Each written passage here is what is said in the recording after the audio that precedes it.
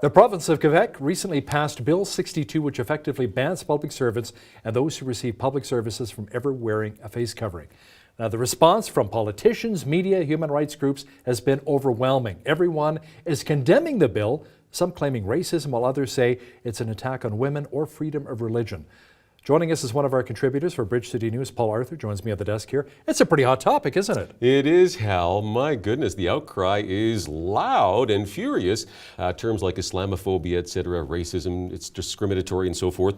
And perhaps in some ways it is. We'll talk about that here. But interesting, Quebec's Justice Minister, Stephanie Vallée, bringing some clarification to what the bill actually means. So she says individuals with face coverings, okay, now that's not necessarily somebody who's Muslim, but in this case, that seems to be, the target, right? Women wearing the niqab would only be required to show their faces briefly and only when directly communicating with employees, public employee and so forth to access some sort of public service. So I guess you can keep it on while you're waiting in line, for example, right? So students, for example, in schools, universities, that sort of thing, would be required to remove their face coverings during class, apparently, and when interacting with the teacher, but okay to wear them walking down the hall, that sort of thing outside. Here's an interesting one, daycare. And this makes total sense, I think, to the average Canadian, what it does to me anyhow. Parents picking up their kids from daycare. Well, yes, you need to remove your face covering to make sure we got the right parent here. Of course, yeah. Otherwise there's some serious issues. Take the wrong child home. Right? Yeah, I mean, wow, okay. Court services. People in court would have to unveil for identification and likewise communication purposes. You're standing before the judge, right? You're on trial. You want to see some facial interaction, I think. That makes sense to me. So, again, is it actually a religious issue, yes or no? Here's an interesting comment that came up from one of the politicians here this week. Something wrong if a woman is denied service for wearing a blue dress.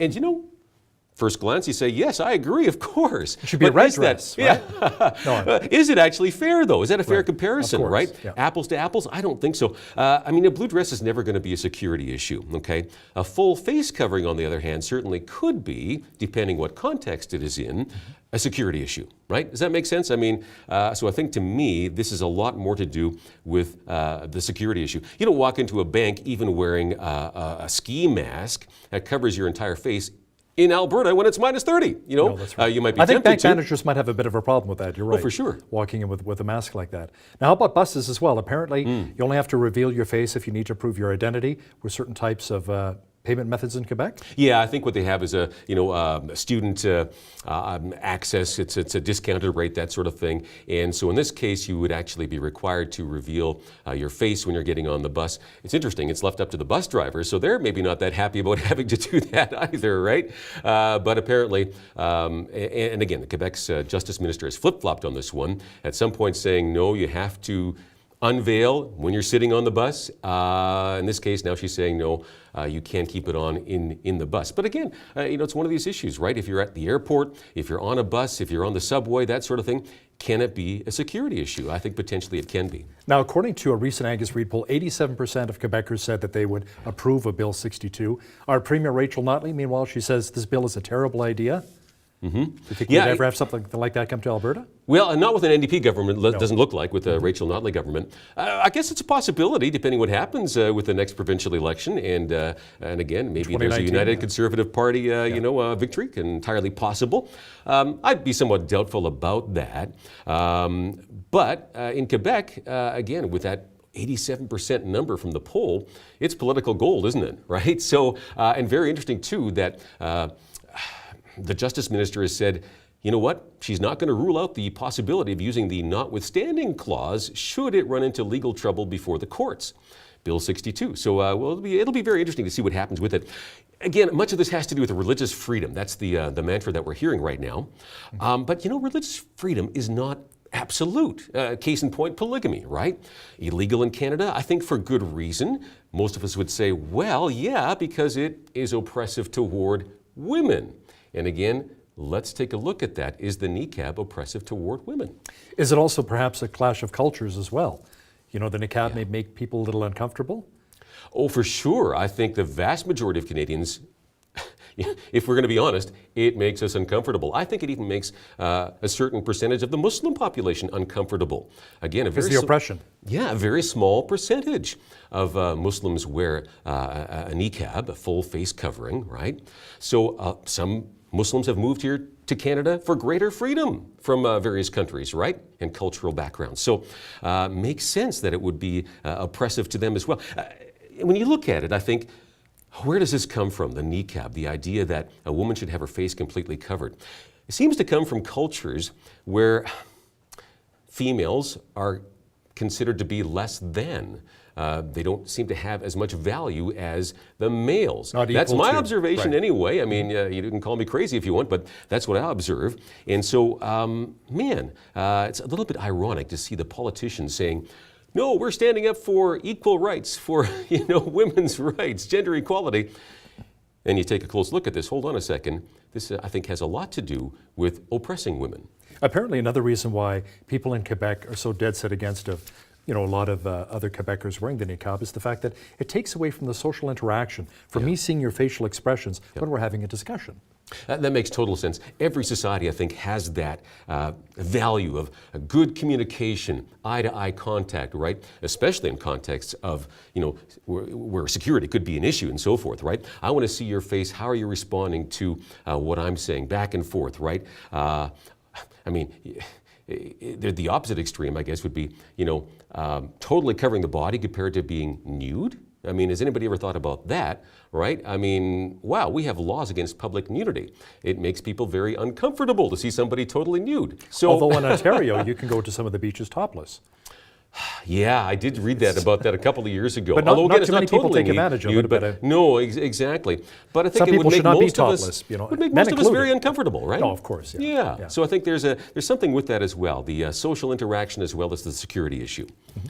Now, many countries in Europe apparently have niqab bans, including Germany, the Netherlands, and in France as well. Yeah. But I mean, France, the population of people who apparently wear the niqab is less than 2,000. So would a law like that even be necessary? Yeah, a couple of things in there. Certainly, when we look at other progressive countries, like France, Switzerland, for example. Belgium as well? Yeah, I mean, they have bans on the niqab. Why is that? Again, I think it has much to do with the oppression of women and, again, security. Okay, so I don't think, our law doesn't go, I say our law, Quebec's law here doesn't go nearly as far as France's does. You cannot wear a head covering, a face covering in public. I mean, you can't go to the park like that, or you're going to get fined. So very different. Again, is it worth it? Good question. In one sense, you know what? If you want to cover your face completely and be more isolated, I guess, go ahead. It doesn't bother me in one sense. We live in a free country, but when it does have to do with security issues, I think that makes it worth it. Whether you're in a bank or whether you're at the airport, that sort of thing. In cases where communication is absolutely vital in a court of law and so forth, to me, it's worth doing this. What's interesting, many countries in Africa, including Cameroon and Congo and Niger, they actually have banned burqas as well. They call it a security concern. These are Muslim-dominated nations. Yes, too, I saw that. It's tied in directly with cases of people actually disguising themselves, wearing the burqa, wearing a niqab, and then using that to their advantage to blow themselves up along with everybody else around them. And they're saying, in light of that, you know what, we're actually going to ban it. Again, it affects a very small percentage of the people. Is it worth it? It is in one sense discriminatory, of course, but again, security is a huge issue. So what do you think will happen next in Quebec, with Bill 62? Will there be a lot of protesting in the streets? Well, there has been some protesting, again, from those who are opposed to the bill. I don't know if there's a lot of protesting the other way, but that may come about considering the poll numbers, right? Again, 87% of Quebecers saying they're in favor of this. So, and again, a high percentage of Muslims living in, or a high percentage of Muslim population in Quebec. So, and very interesting to note that some of the feedback from the Muslim community, so far we've seen a lot of it in the mainstream media, which tends to be a little more liberal, a little more left-leaning. People are opposed to this from the Muslim community. But a very interesting article from Tarek Fatah. He's the founder of the Muslim Canadian Congress, of course, a columnist for the Toronto Sun, and you can read his article there. Very interesting. He asked a couple of Muslim women for their responses to Bill 62. Right. One said, "I felt all of Canada had finally recognized the tyranny that is the niqab and burqa and would follow Quebec's courage in standing up to the oppression of women." Okay. And then the other Muslim woman said, niqab or burqa should have no place in a civil society. It is neither religious nor cultural. It is an anti-West political statement introduced by radical Islamists all over the globe. That's a fascinating viewpoint. So you know what? There's two sides to this, even within the Muslim community. Again, some have moved here to escape that. We'll see what happens, if more people take to the streets and protest, and I'm sure this isn't going away anytime soon. No, it certainly isn't. Thanks so much for joining us again. You're welcome. On behalf of all of us here at Bridge City News, I'm Hal Roberts. God bless and have a great